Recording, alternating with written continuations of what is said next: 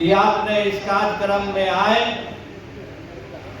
मित्रों, आज के इस कार्यक्रम के जो प्रेरणा स्रोत है, जो आयोजक है, राष्ट्रीय जन सर्वोच्च पार्टी के राष्ट्रीय अध्यक्ष भाई अरुण मुसार जी, मैं अपनी ओर से इनको बहुत बहुत धन्यवाद देता हूं कि अकेला अरुण मुसार पूरे बिहार घूमकर इस कार्यक्रम का आयोजन किया। बड़ी बड़ी पार्टियां का सैकड़ों लोग लगते हैं, सारा सिस्टम लगता है, पैसा लगता है, तब जाकर यह हॉल भरता है। लेकिन अरुण मुसार अपने विचारधारा से प्रेरित करके आप लोगों को इस कार्यक्रम में आमंत्रित किया और आप लोग ने आए। इसके लिए मैं अरुण मुसार के साथ साथ उपस्थित सभी लोगों को मैं अपनी ओर से धन्यवाद देता हूं। मित्रों, आज बड़ी विडंबना है कि जो हमारा गार्जियन है, गार्जियन का मतलब देश का प्रधानमंत्री इस 140 करोड़ लोगों के अभिभावक होते हैं। राज्य का मुख्यमंत्री, राज्य में रहने वाले जितने लोग हैं उसके अभिभावक हैं। लेकिन और अरुण मुसार जी से, जो राष्ट्रीय जन सर्वोच्च पार्टी के राष्ट्रीय अध्यक्ष है, उनसे आग्रह है कि आए।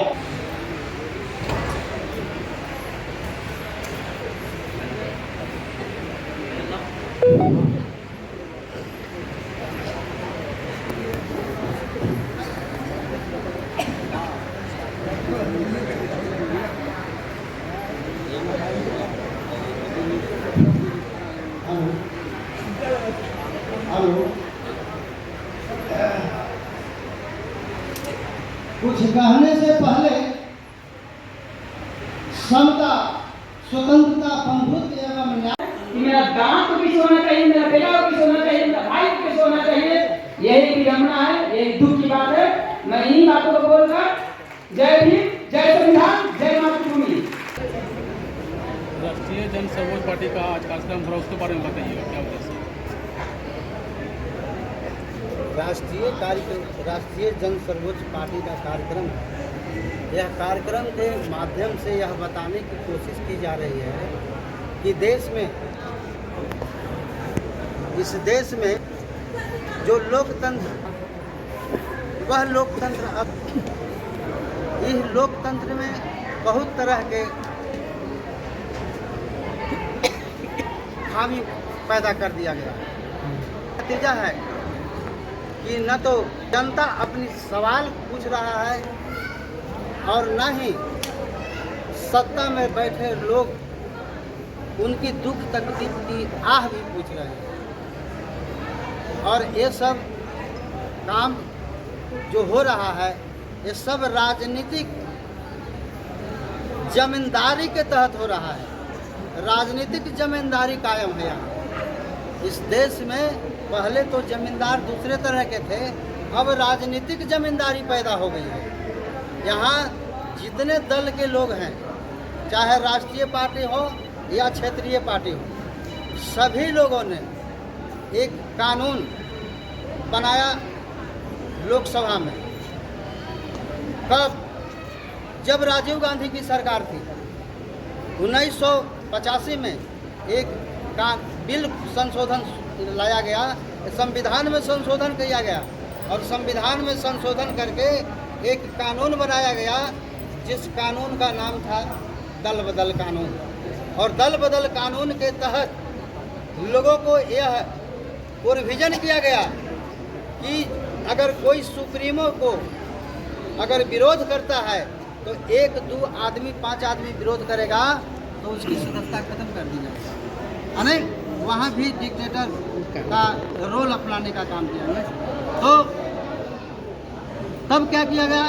कहा गया कि नहीं, इसका एक कानून ऐसा होगा कि 1/3 माने 1/3 अगर सांसद विरोध करेंगे पार्टी के किसी भी पार्टी के, जिस पार्टी के अगर जितने सांसद हैं उसमें से 1/3 अगर विरोध करेंगे तब वह वैध माना जाएगा, और नहीं तो उससे कम करेंगे तो उनकी सदस्यता खत्म हो जाएगी। दूसरी, यही इसी कानून को 2004 में अटल बिहारी वाजपेयी की सरकार ने इसमें अजब की संशोधन कर दिया। यहाँ तो 1/3 था, वहाँ 2/3 कर दिया गया, 2/3 बहुमत। अगर 2/3 बहुमत अगर आप मेजॉरिटी में हैं तब पार्टी सुप्रीमो के आप विरोध कर सकते हैं, और नहीं तो आप विरोध करने के लायक नहीं हैं। अगर विरोध करते हैं तो आपकी सदस्यता चली जाएगी और आप रोड पर आ जाएंगे। तो यह जो है एकदम संविधान के विपरीत बात है।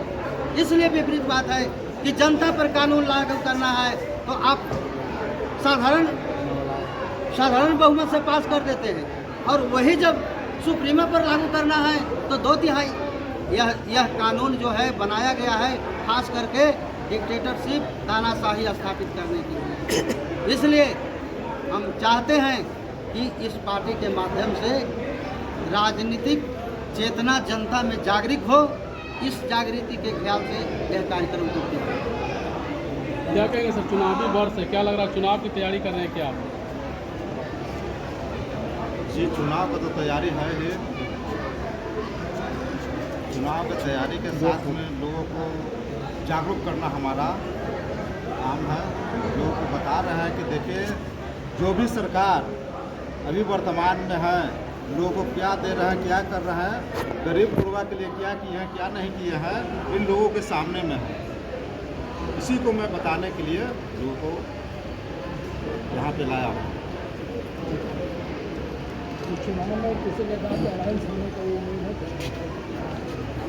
देखिए, चुनाव में अलायंस होने की बात है तो वो आगे की बात है, जब होगी तो मैं बताऊंगा आपको। क्या लग रहा है कितने सीटों पर चुनाव लड़ने की आप लोग? ऐसे हम लोग तैयारी कर रहे हैं, अभी कम से कम 100 सीट पे चुनाव लड़ने की तैयारी कर रहा हूँ।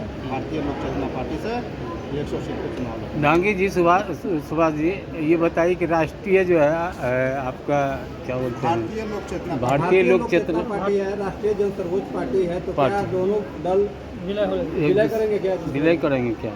जैसे दोनों दल साथ में है तो साथ में मिल करके ही चुनाव लड़ेंगे। चुनाव के मैदान में साथ में मिल करके ही। तो यानी क्या पार्टी दोनों विलय कर सकती है क्या? मतलब दोनों पार्टी विलय करेगी या अलग अलग चुनाव लड़ेगी, गठबंधन बनाकर? दोनों साथ में मिल करके चुनाव लड़ेगी। मतलब गठबंधन बनाकर चुनाव लड़ेगी। क्या एजेंडा क्या रहेगा चुनाव का इस बार का? चुनाव का एजेंडा जैसे अभी देखा जाए कि माननीय प्रधानमंत्री जी आए हुए थे, आपको कह रहे हैं कि ये बहुत सारे बात को लेकर के आए हैं, लेकिन जो बात आज तक प्रधानमंत्री ने बोले हैं उस काम को आज तक प्रधानमंत्री जमीन पे नहीं उतारे हैं। नहीं, धरातल पर नहीं आया। जमीन पे उन्होंने नहीं उतारा है अभी तक देख लिया जाए, उन्होंने बोले थे कि विदेश से काला धन लाऊंगा, उसको मैं लोगों के खाते में 15-15 लाख दूंगा, और लोगों से आधार कार्ड, पैन कार्ड और बैंक का खाता जुड़वा लिए, और लोगों का ब्लैकमेलिंग हो रहा है, लोगों का पैसा निकाला जा रहा है, उससे नेट के माध्यम से उसका पैसा निकाल लिया जा रहा है। लोगों को मूर्ख बना करके, लोगों को हवा दे करके कि आपके अकाउंट में इतना पैसा आएंगे। तो ये सब भारत सरकार का, माने केंद्र सरकार जो प्रधानमंत्री है, इनका सबका मिला जुला है। बिहार में इतनी बड़ी बड़ी पार्टियां हैं, आपकी पार्टी को लोग क्यों पसंद करेंगे, क्यों चुनाव करेंगे जनता आपको? जैसे बिहार में बहुत बड़ी बड़ी पार्टियां हैं, लेकिन बड़ी बड़ी पार्टियां होते हुए जो गरीब गुरबा के लिए नहीं कर रहा है, सिर्फ उन्होंने वो हवा में बात करते हैं। मैं गरीब गुरबा के लिए काम करने का काम करूंगा और गरीबों के साथ मिलजुल करके रहने का काम करूंगा। परिचय दे दीजिए। हमारा नाम हुआ दांगी सुभाष कुमार, राष्ट्रीय अध्यक्ष भारतीय लोक चेतना पार्टी। सुभाष जी, कहीं जातीय समीकरण को साधने के लिए तो आज अरुण जी को आपने साथ में यहाँ नहीं लिया? अभी के राजनीतिक में तो जातीय समीकरण तो चल ही रहा है, सभी पार्टी के लोग जातीय समीकरण में लगे हुए हैं। तो हम लोग भी एक संगठन बना करके एक संग एकत्रित होकर के चुनाव लड़ने का तैयारी कर रहा है। एक जो सवाल किए कि आप लोगों को चुनावी मुद्दा क्या रहेगा, बहुत अच्छा सवाल आपने किया। तो चुनावी मुद्दा हम लोगों का यही रहेगा कि जिसको हम वोट दे करके सांसद बनाते हैं, विधायक बनाते हैं, उसको तो वेतन मिलता है, उसको वेतन मिलता है, लेकिन वोट देने वालों को क्या मिलता है? इसको भी वेतन चाहिए, चाहे जितना भी दीजिए, इसको भी जिंदा रहने के लिए धरती पर चाहिए कि नहीं चाहिए?